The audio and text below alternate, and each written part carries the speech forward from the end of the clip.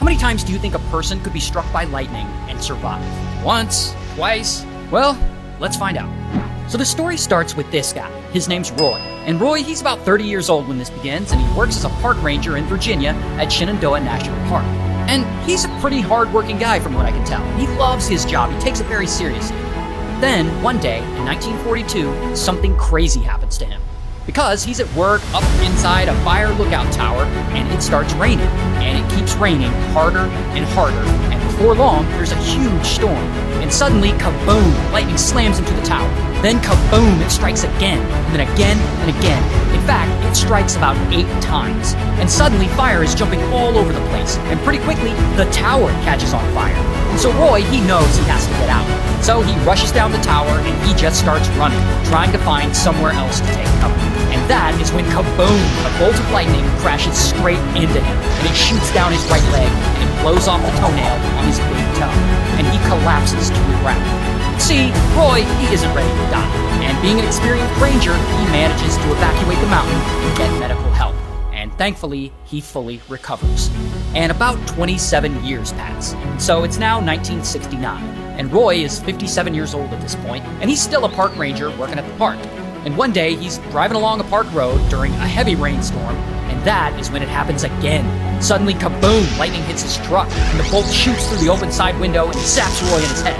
And instantly, his watch gets fried, his eyebrows and hair catch on fire, and then Roy blacks out completely. And he loses control, and his truck veers off the road, and boom, it crashes into a ditch.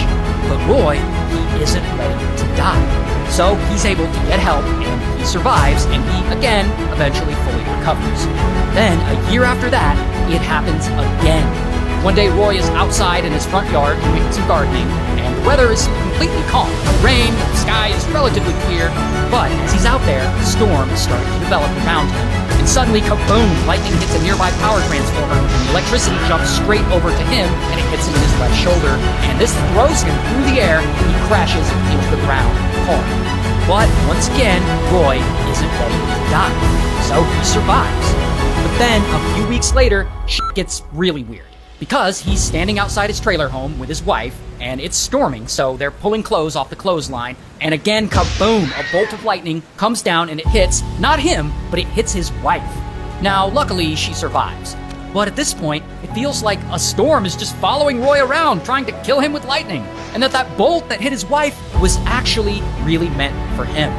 And from here, Roy gets paranoid, and he develops a deep psychological fear of thunderstorms. So now, whenever one approaches, he ushers his wife and kids into the living room where they'll be safe, while he sits completely alone in the kitchen away from them. That way, if lightning ever strikes him, it won't hit them. Well, about 2 years go by, and one day, Roy is at work in the park, looking inside the guardhouse, and he's registering visitors who are arriving at the campground, and it starts raining. But, no big deal, it's just a light rain. Then, without warning, kaboom, lightning strikes the guardhouse, and the electricity bounces through the guardhouse, and it hits Roy, and bam, his hair catches on fire again. And this could be the end of him, but once again, Roy isn't ready to die. So he rushes to a nearby sink, and he tries to stick his head under the faucet, but his head, it won't fit beneath it. So instead, he's able to smother it with wet paper towels and put the fire out, and he ultimately survives. Now, by this point, the man, he's been struck by lightning 4 times in his life and survived, which is just an incredible story. So word starts getting out, and journalists start hitting him up for interviews, and his name starts appearing in newspapers all across the country, and he becomes kind of a minor celebrity from this. Like, people nickname him the Spark Ranger, and he makes a few television appearances from all this, and the Guinness Book of World Records eventually contacts him, and they research his story, and they verify it through medical records and eyewitness testimony and whatnot, and they end up giving him a world record for the only living person known to have survived 4 lightning strikes. Anyway, eventually he returns back to work at his park ranger job. And as much fun as the fame has been, he's still really paranoid about the storms from all this. In fact, he now carries a bucket of water around in his truck just in case he ever gets struck and catches on fire again. And so one day, he's out on patrol at the park, and he sees a dark storm cloud forming, and he's super paranoid, so he's like, oh shit! And he drives as far as he can away from it, trying to get to safety. Once he's completely out of the storm range, he decides to pull over and take a look, and right when he steps out of his truck, kaboom! Out of nowhere, lightning strikes right at him and it knocks the shoes off his feet and it sets his hair on fire again. But he is still not ready to die. So luckily, he's able to put out this fire with the bucket of water that he always carries with him now. And if that isn't crazy enough, about a year goes by and Roy is walking along a mountain trail, and yet again he sees a dark storm cloud forming and he just starts running away from it this time. Nope, he is not taking any chances. He's not about to get struck again. But regardless, kaboom, he gets struck again. And this injures his ankle and it catches his hair on fire again. But, Roy survives because, he's not ready to die. But this is time number 6 that he's been struck by lightning. And this is when he's finally reached his breaking point. I mean, he can't keep going through this.